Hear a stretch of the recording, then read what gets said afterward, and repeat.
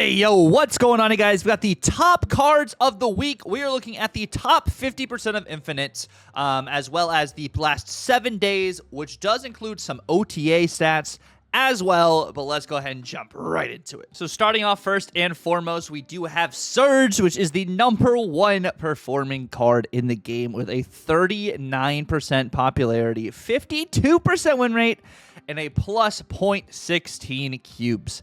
The decks, of course, that Surge is using right now are kind of all over the place because it's so popular and you're seeing it in almost every single game, whether it is the Chamo, Merlin, Gwenpool stuff, even with Galacta after Galacta got hit with the OTA, or whether it's some Sarah good stats with Hitmonkey. You also have the Annihilus Werewolf package, which we'll be talking about again later in this video as well. And you do have good old Red Wing. Surge is just an abundance of lists right now. Here are the top 4 lists she's performing in as we do move on to our next card. The next card we have is going to be no other than Shang-Chi himself, the power controller with a 35.4% popularity, 51.6% win rate, so not a crazy high win rate, but over 50% is still pretty solid, and a plus 0.15 cubes. Shang-Chi is also in a large variety of different lists. The same exact list that Surge is in, as well as the Sarah list with Hitmonkey to be able to get some Sarah value as well, to potentially throwing some other stuff down. Really just depends on the situation, as well as a Wiccan list that we do have also on screen we're going to be talking about later.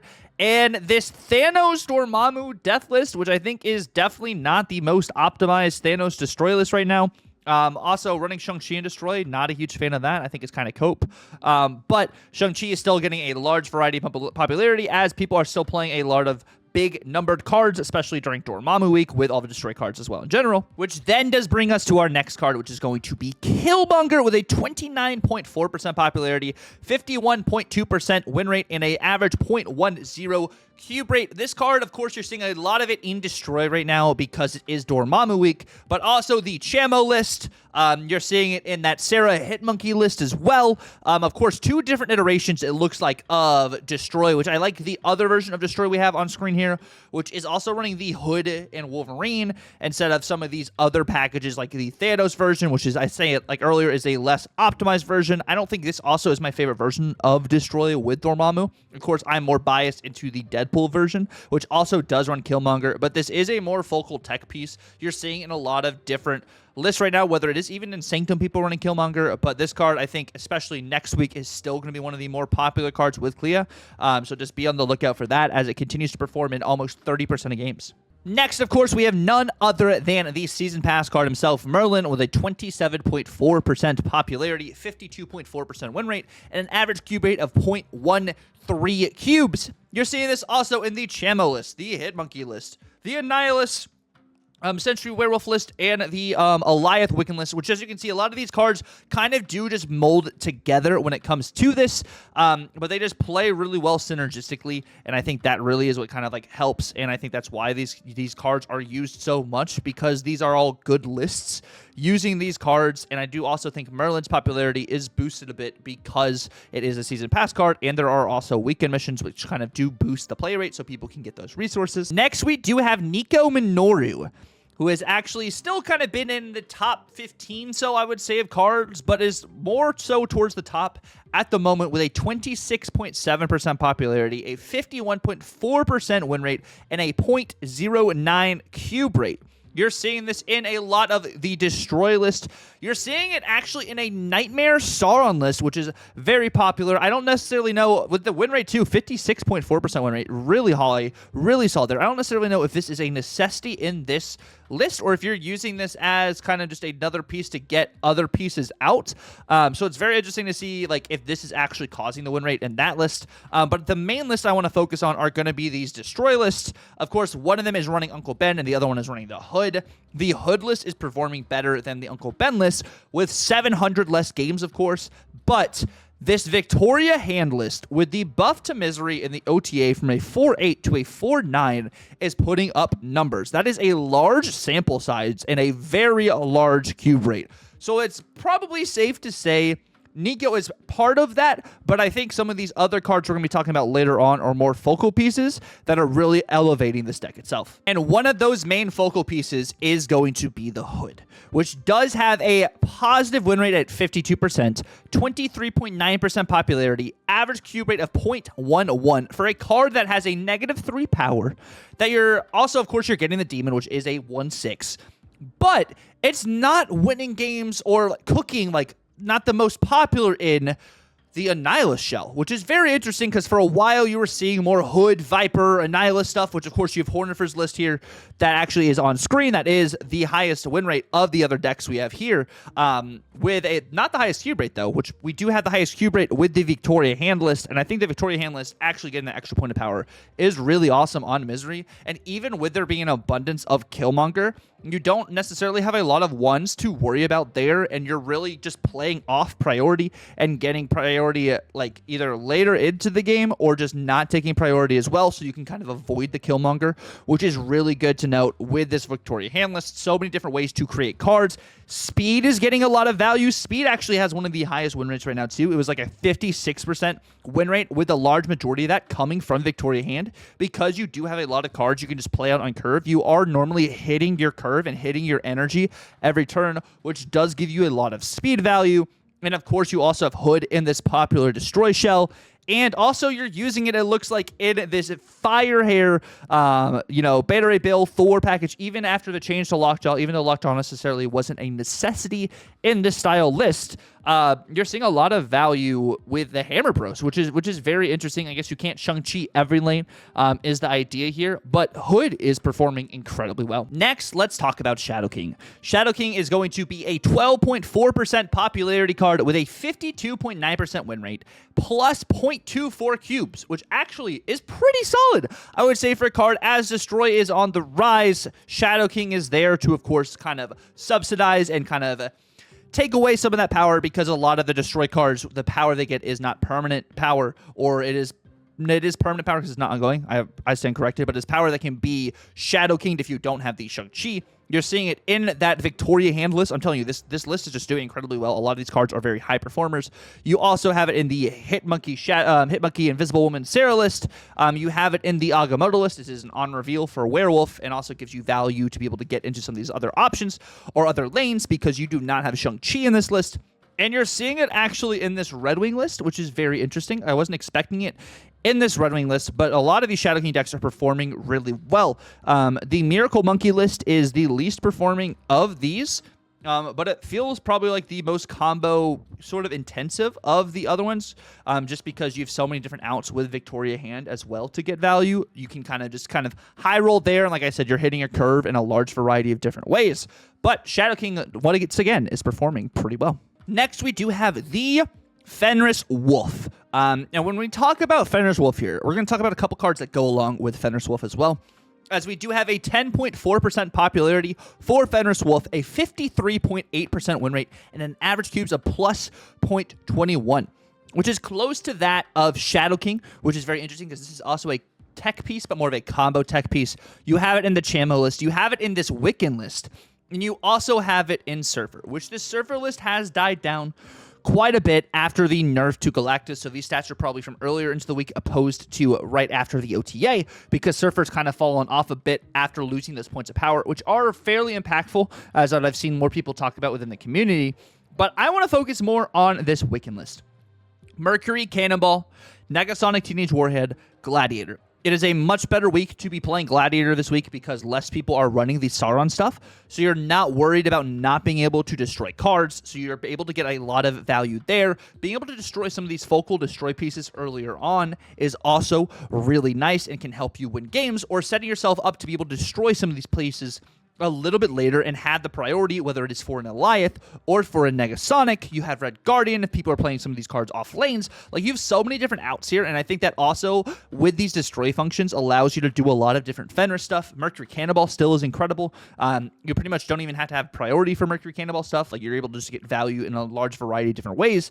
And as Thanos is kind of, fallen the way as it is, you don't have to worry about the ongoing power and stuff going on, and like Soulstone protecting Thanos. Like, there's just so much now with the Thanos nerf too, I think has kind of helped Fenris Wolf in a way to kind of play into a large different variety of lists that don't really get the necessary like drawbacks of the Gladiator. That's why I'm saying them as like more of a combo piece there, which I think has really helped elevate this card and elevate Wiccan to where it is at now. So Fenris Wolf is in a good spot. Cannonball, Mercury, Negasonic, Gladiator are all in much better spots now too, as this list will continue to probably develop and get even better like next week. As we're talking about this Victoria hand deck, I want to mention Frigga. Frigga right now has a 53% win rate, a 7% popularity, and average cubes of 0.16. which is honestly pretty solid for this card. But the decks that are kind of taking away the Frigga value are going to be Discard. Discard is in a very interesting spot right now. I'm not saying it's necessarily taking away a lot of value for Frigga, but it is not as great as it once was, as more stuff has developed. And it's not that it's like bad. It's just kind of fallen off, opposed to how power heavy some of these other cards are and how tech heavy the meta is right now. You also have to look at this Phoenix Force list with Victoria Hand, which is very interesting because Jet pilots this list incredibly well, and I think it's a high skill list, and I think that's kind of hindering some of Frigga's stats, because if we look at Move Bounce and we look at Victoria Hand, the value you get with Frigga in both of these decks is absolutely insane, which is why I think her stats should be even better than what they are, but both of these decks are still performing incredibly well, which is why Frigga is one of the top cards of the week. We could say Victoria Hand is one of the top cards of the week because of how well this deck is performing, and I think there totally is an argument for that, but it's not necessarily just Victoria Hand winning the games. It's the other modifiers and other cards that can help duplicate Victoria Hand or add another Victoria Hand kind of thing with like a Moonstone that I think are really elevating that itself, which Victoria Hand is a great card. Like, don't get me wrong there. I'm just thinking some of these other combo pieces are really helping elevate that to give Victoria Hand some greater status, which is why I'm highlighting Frigga instead of Victoria Hand, or not highlighting Speed, which also has an incredibly high win rate as well. Next, we are moving on to Sage, which has a 53.5% win rate, average cube rate plus 0.23, which is up there with Shadow King and Fenris Wolf in cube rate, which is really nice. A 5.8% popularity. I'm not saying this is a sleeper card, but it could actually be a sleeper card of this week when you look at tech cards having higher win rates, which makes a lot of sense because they are controlling the game, and being able to use that as a surprise factor or just a control factor is really good, allow you to just stabilize and steal wins. But looking at what Sage has been doing, if we look at the small ball list, which has a 61.7% win rate, and a plus 0.59 cubes, incredibly good. Not saying it is one of the main pieces, but it is a focal power piece that is definitely elevating, whether it is hit by a Bast, whether it is hit by an Agent Venom, just being able to have other value to kind of just add power into the game or just win some of these pivotal locations is very impactful. Of course, you have it as an alternate just card to be able to get large amounts of power on as well. In the Move Bounce list, you have it for the negative list as well for Taskmaster value at the end of the game. And it is also used in this Phoenix Force Misery list, which I said I think is a very high skill ceiling list, which is why the stats aren't really representing what it truly can do. Because even with tech, I don't think it is the worst against some of this tech, because you don't necessarily have priority going into some of these, and you do have, you know, the Fire Hair, you have Phoenix Force to kind of offset potential tech outs, but this card in general has been performing really well. I think the focal decks are going to be Move Bounce and the Agent Venom Athena Shell, because you have so many different ways to get power, and then of course your opponents are thinking of just the power you have on the board, so a final turn Sage can really spring the tide even more and allow you to elevate and really go crazy high, especially if it has been hit by a Bast. Even maybe a Surge to be able to play this towards the end, like if you had a Sarah, but you've played Havoc, so you just don't have the extra energy, but Surge only makes Sage cost 2, so it makes it easier. Like, it just is incredibly strong into this style list, and more often than not, it is probably towards a 3-8, if not better, in power. So just a really good swing over like the standard for a 3-cost card. Lastly, we do got to talk about Dormammu, which was the brand new card that did release this week with a 19% popularity, a 48.7% win rate, and an average cube of negative 0.07.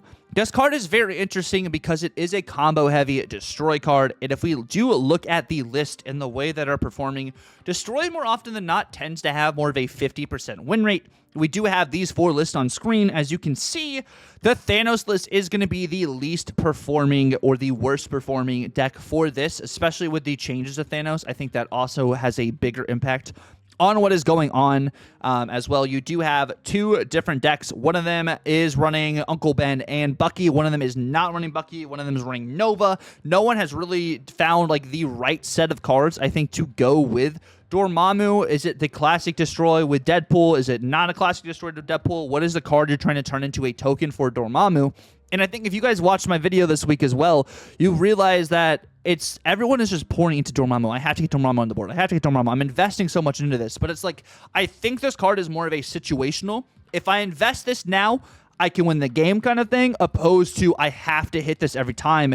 And it's trying to play through your other outs. And I feel like a lot of these other decks don't have a large variety of other outs. And I think that's kind of why they're falling flat, opposed to probably the top list over here having the hood as well. So I also have a 6-power demon I can play. My null does take a -3 hit when my hood does get destroyed, which is something in mind, and Dormammu loses that power.